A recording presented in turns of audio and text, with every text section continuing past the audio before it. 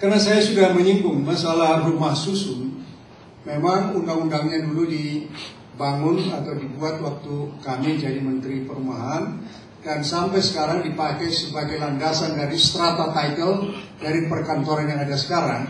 Nah, saya melihat perkembangan sekarang, Pak, ada harus yang kita lakukan lagi, bahwa ternyata kalangan swasta ini, Pak Teguh ada di sini, ada keluhan-keluhan yang mereka rasakan, bahwa program perumahan rumah susun untuk golongan menengah ke atas ini menurut saya perpajakannya ini perlu dibenahi.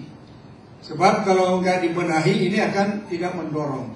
Kedua, saya juga setuju sebenarnya kalau ada bagian pertanahan di sini, kapan itu izin orang asing boleh membeli.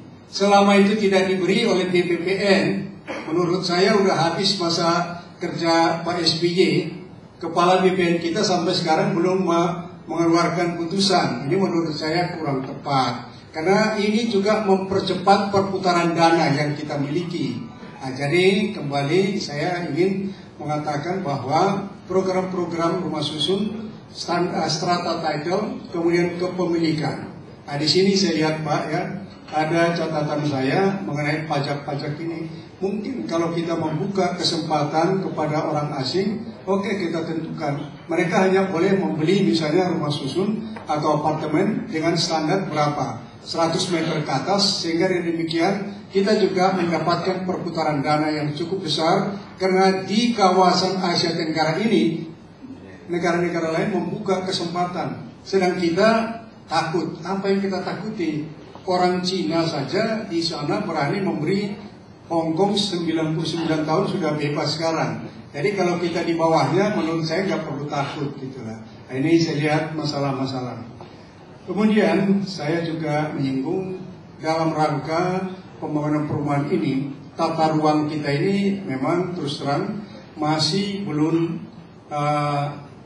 selesai-selesai, apalagi lebih detail. Saya selalu lihat Jabodetabek gitu ya. Dulu di ruang saya selalu ada tata ruangnya dibantu oleh PU. Kita tahu lahan mana yang boleh perumahan, mana yang tidak, tapi sering itu tertutup. Nah, menurut saya tata ruang ini harus terbuka sehingga orang semua tahu mana yang boleh dibangun, mana yang tidak. Kalau itu nggak terbuka, maka menurut saya itu menjadi sumber hal-hal yang tidak baik. Nah, kalau terbuka, diputuskan oleh pemerintah, mungkin oleh DPRD daerah setempat, jadi orang udah tahu lahan yang boleh dipakai untuk perumahan yang mana. Tapi terus terang, kalau kita membiarkan terus, memang akan terjadi penyalahgunaan tanah-tanah itu kalau tidak jelas tata ruangnya. Jadi masalah tata ruang menurut saya sudah perlu kita selesaikan, karena sampai sekarang saya mencatat konflik di daerah banyak juga masalah tata ruang, apalagi dengan kehutanan. Semua dideklar tanah kehutanan, akhirnya ribut dengan rakyat peladang, ribut dengan orang yang berkebun, tapi yang menang sering rakyat atau kehutanan saya nggak tahu, tapi pasti karena tata ruangnya nggak begitu jelas itu, maka menjadi masalah.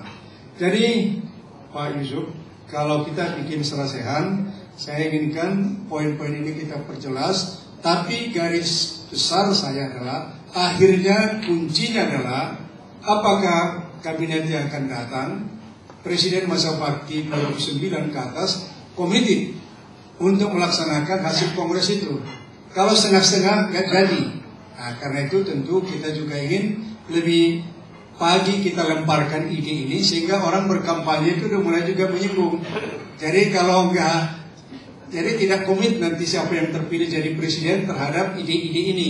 Jadi kalau Bapak lemparkan April, ya udah dekat-dekat pemilihan presiden, menurut saya baik juga. Karena dengan demikian nanti siapa yang tampil bisa ditanyakan apakah sependapat dengan program ini atau tidak. Nah, jadi dengan demikian orang juga akan memilih presiden yang pro kepada perumahan rakyat, gitu kira-kira pikirannya. Jadi kalau April, saya kira waktunya tepat. Jadi dengan demikian kita bisa melemparkan gagasan baru, tapi harus lebih maju daripada apa yang dituangkan tahun 50-an. 50 itu menurut saya statement. Tapi tahun 2009 harus konkret yang bisa dilaksanakan. Jadi tidak lagi angan-angan, karena kalau kita hanya menuju masyarakat sejahtera, adil, saya kira bisa umum, tapi konkretnya masyarakat sejahtera itu menurut saya tiap warga negara memiliki atau menempati rumah yang sehat. Menempati bisa memiliki, bisa juga menyewa, nggak apa-apa, tapi menempati rumah yang sehat. Kemudian daerah kumuh kita ini dikurangi menjadi daerah-daerah perkotaan yang lebih teratur rapi. Nah, dengan demikian saya kira saudara-saudara kalian, saya bisa resumekan lagi. Saya berpendapat bahwa kementerian perlu diperkuat. Kedua, bank tabungan negara dan bank yang sejenis dengan kegiatan seperti itu harus diberikan juga permodalan untuk bisa memberi KPR yang lebih baik. Ketiga, standar perumahan harus lebih diputuskan dengan baik. Kelima, untuk perkotaan peremajaan kota harus kita lakukan dengan baik. Keenam, daerah perkotaan terutama rumah susun, strata title dengan apartemen harus bisa dipilih orang asing. Karena itu menurut saya perubahan-perubahan hak kepemilikan tanah yang bisa dipilih orang asing perlu kita dorong. Baru kemudian tabungan tetap merupakan kunci suksesnya perumahan. Karena itu dorongan kepada anggota-anggota masyarakat, baik pegawai negeri maupun swasta ikut menabung, menurut saya akan mempercepat upaya-upaya pembangunan perumahan kita. Inilah urun pikiran saya, mudah-mudahan bisa memperkaya apa yang sudah disiapkan. Sekian, terima kasih.